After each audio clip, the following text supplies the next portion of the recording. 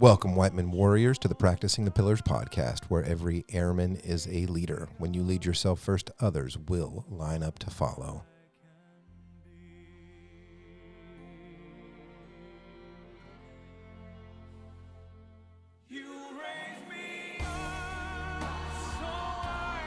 Friends, we are standing on mountains together. We are braving stormy seas together. We are joining with one another so that we can experience hope and joy and overcoming.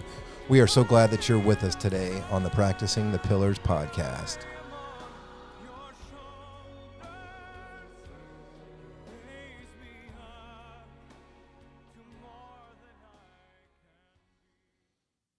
We are very excited today. We've got a very special guest with us, a gentleman by the name of Mike Myers. Mike Myers is a United States Air Force Defender, Security Forces at Offutt Air Force Base, but he is also a Air Force Wounded Warrior, AFW2, right, Mike? Yes, sir. AFW2 ambassador.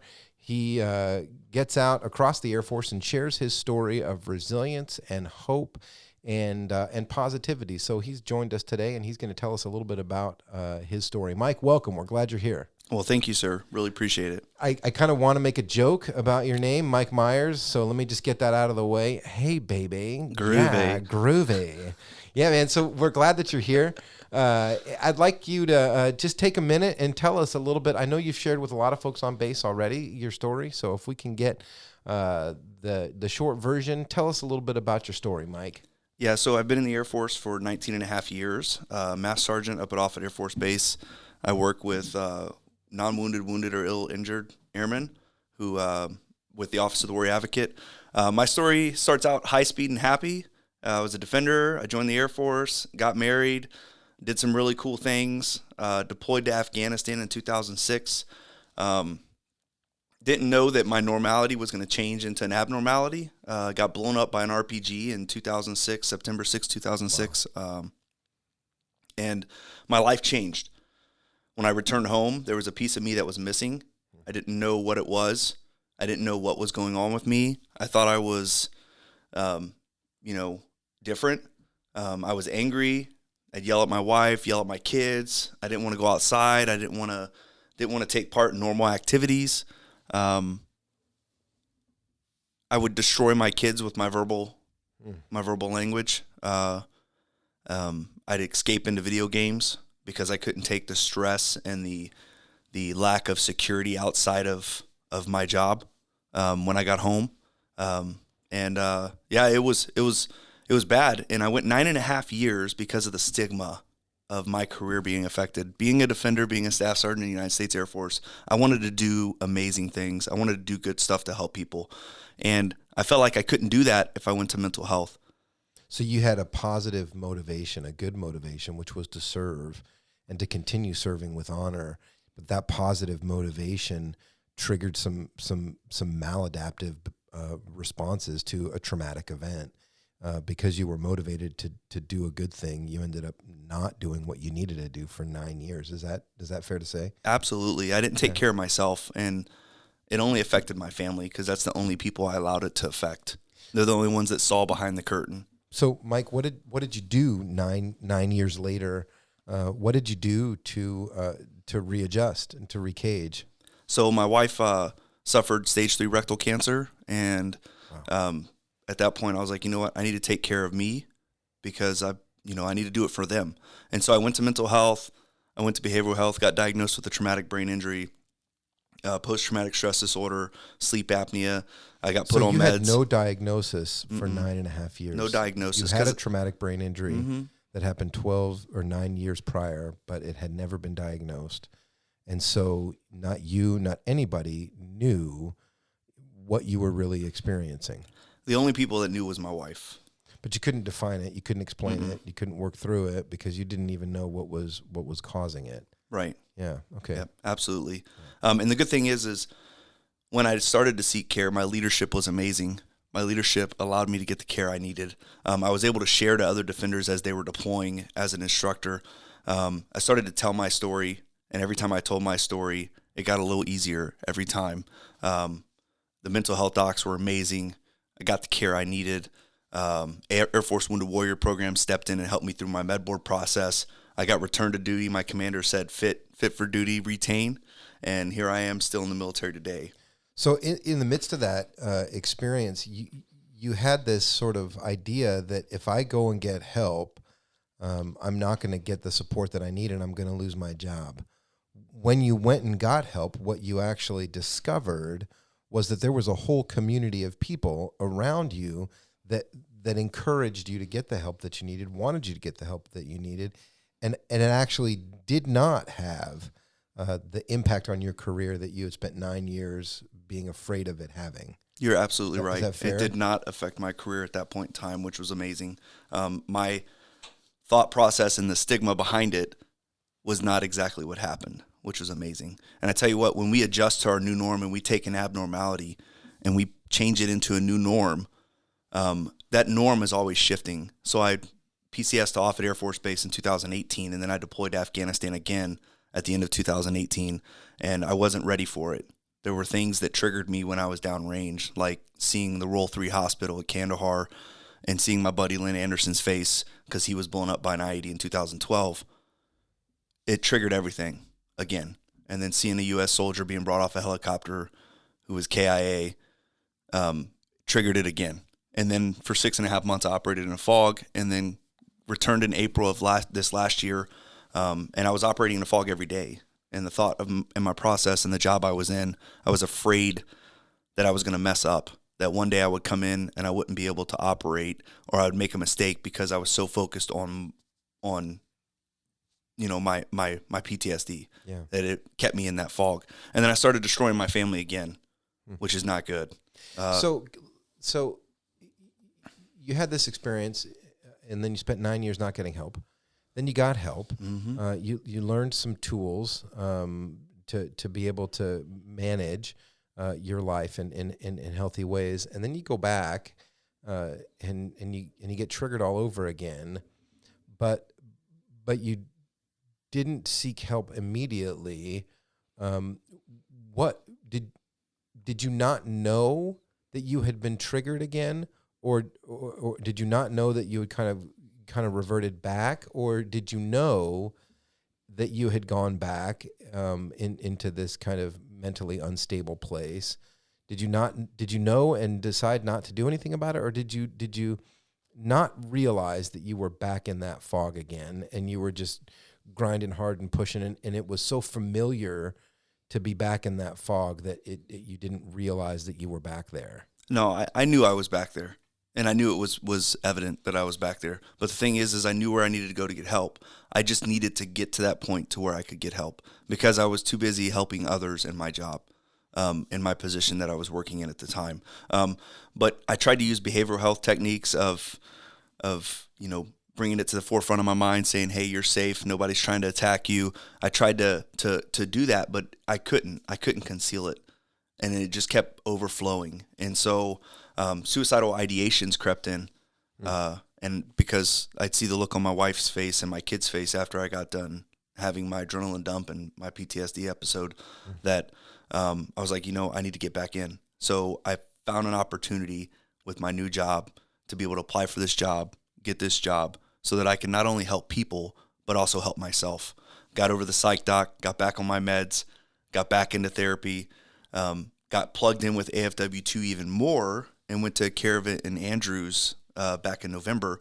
And just hearing the story of other veterans, other warriors who are going through the same thing as me, that destroyed their families the same way and that deal with the same issues, and to seeing how happy they are, it just inspires me to be that happy so that I can be happy for my family, but also be there for my troops and also be there for myself. Because I give too much time and effort into everybody else that I don't take care of myself.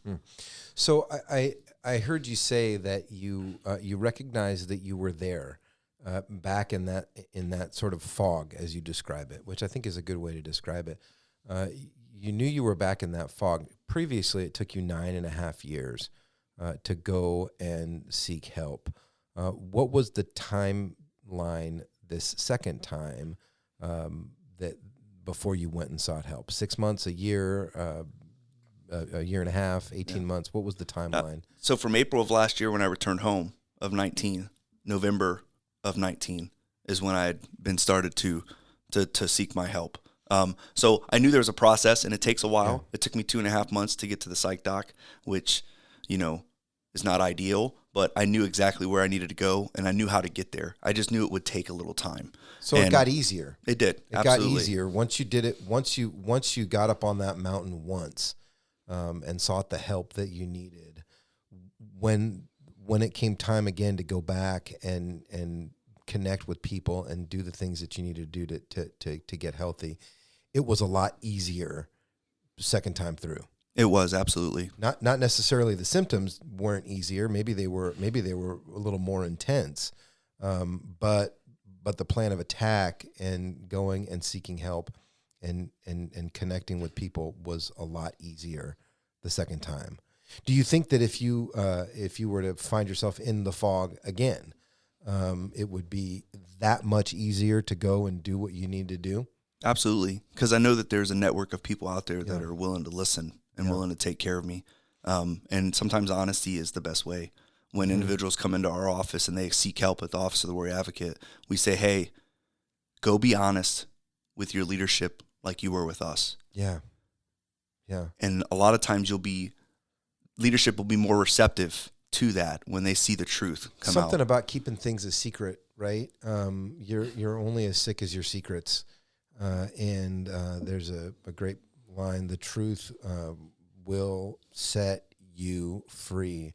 Absolutely. I wonder if the first time you actually told somebody that you were hurting, that you were struggling, if it felt like a huge weight had been lifted off your shoulders. It absolutely did. Yeah. And the key is non-judgmental listening. Yeah. Not judging somebody and not jumping to conclusions. Not getting too busy in your day-to-day life that you don't see the little bitty signs of somebody saying help. So we know when we're struggling, and sometimes we're just waiting for somebody else to ask us, absolutely, hey, do you need something? And because we're afraid to say it ourselves. And from this, I'm hearing two things. One, don't be afraid to say it yourself when you're struggling. And two, if you notice that somebody might be struggling, don't be afraid to ask them. Because it might be that they are waiting for you to just say, hey, man, do you need to take a knee? So you went to Wounded Warrior a couple of times, and you've been to mental health, you've been to behavioral health, you've been to psych, to docs. Can you tell us just a little bit about what you do on a daily basis, how you maintain that posture of resilience? So when I got back from Andrews, the word that I use to keep me going is deliberate. I try to be more deliberate in what I do at home. Okay. When I drive home from work, I try to dump everything, and then I go in with a happy attitude to be able to take care of my wife and kids, and really give them the attention that they need. Because my wife, she's more of an inspiration than I could ever be to anybody. She's my backbone, and she holds us together. So you're intentional about your health and your resilience. You're yes, intentional. Sir. That, in addition to being intentional, what are the intentional things you do? You said you make a brain dump. You have a conversation with yourself. What does that look like? I take a breath. Yeah. And I go in and I try to focus on my wife, to listen to her, ask her questions, to get her talking so that I can hear her day, because she goes through stuff too as well. And then I try to connect with my kids as much as I can. And then, it's hard sometimes because there's so many tasks that have to be done. And sometimes all I want to do is just, suck away into the couch or something like that to relieve the stress. Yeah. But I make it more deliberate to put myself in those situations to where I'm present. Yeah, being present. So, Mike, you're a Wounded Warrior ambassador. Can you tell us just a little bit about the Wounded Warrior program, what it is to be a Wounded Warrior ambassador, and also how being a Wounded Warrior ambassador contributes to your own healing and to your own resilience? Because I think one of the things that we sometimes miss is the way in which connecting with other people and actually serving and helping other people can be very effective in our own wellness and health and resilience. So tell us just a little bit about your role as a Wounded Warrior ambassador, how Wounded Warrior has impacted you, and how it contributes to your own healing and health. Yeah. So Air Force Wounded Warrior program and the ambassador program in general helps me cultivate on how to tell my story, not change stuff in my story, but how to tell my story to impact others. And helping others is what helps me. So the Air Force Wounded Warrior program has a peer-to-peer support for individuals who are dealing with the same issues. When you go to a care event, you're not abnormal. You're normal, because everybody there is going through something the same, or they're going through their own story, but they can relate to what you're going through, whether it be military sexual trauma, whether it be cancer, whether it be a traumatic brain injury, whether it be PTSD, whether it be some kind of rare form of medical condition. There are people there to put their hands on you and say, hey, give me a hug. It's okay. You're normal. Yeah. So what does a Wounded Warrior ambassador event look like? You show up and you hear folks talk and you get connected to resources. So we get to hear other ambassadors going through training talk as well and tell their stories. And then the Air Force Wounded Warrior program plugs us into the community like we're doing here at Whiteman to be able to help people and tell our stories. And then we get to see other warriors in adaptive sports, empowerment and transition, caregivers. We get to see them get the care as well that they're needing. So we get to travel around and see all that stuff, which is amazing. So you think that Wounded Warrior is going to be a part of your life forever? Forever. Yeah, that's Absolutely. awesome. Mike, thank you so much for taking some time to come in and to hang out with us. We're really grateful for your vulnerability, for your honesty. We're really grateful for your willingness to come and tell us about Wounded Warrior, AFW 2, and how it can make an impact in our lives and in the lives of other people. Mike, thanks so much. Thank you.